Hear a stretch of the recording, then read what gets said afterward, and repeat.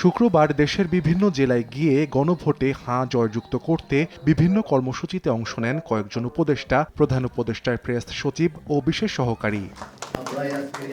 Brahmanbaria press ক্লাবে সাংবাদিকদের সঙ্গে মতবিনিময়কালে প্রেস সচিব শফিকুল আলম জানান, আওয়ামী লীগকে নির্বাচনে অংশ নেওয়ার সুযোগ দিতে কেউ বলছে না। অংশগ্রহণমূলক নির্বাচন করতে বিদেশি চাপও নেই।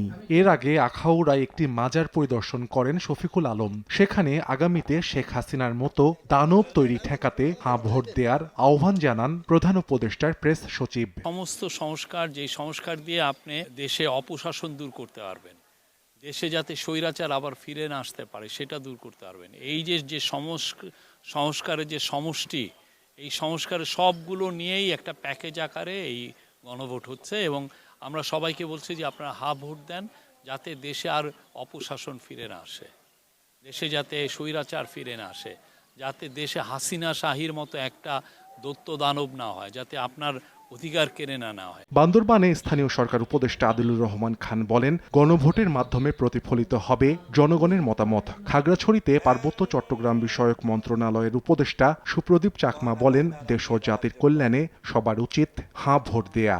আপনাদের দরকার হচ্ছে হাঁ ভোটে ভোট দেওয়া। আগের 12টাকে আপনারা যেভাবে দেখেছেন, তাহলে কি আপনারা সেই রকম পার্লামেন্টারিয়ান দেখতে চাচ্ছেন, নাকি একটু পরিবর্তিত পার্লামেন্টারিয়ান দেখতে চাচ্ছেন? এগুলি এই কারণে আমাদের এই ভোটের আয়োজন। বাংলাদেশের জনগণ 12ই ফেব্রুয়ারি গণভোটের পক্ষে অবস্থান নিয়ে এবং তাদের পছন্দের জনপ্রতিনিধি নির্বাচন করে বাংলাদেশের ভবিষ্যৎ নির্ধারণ করে।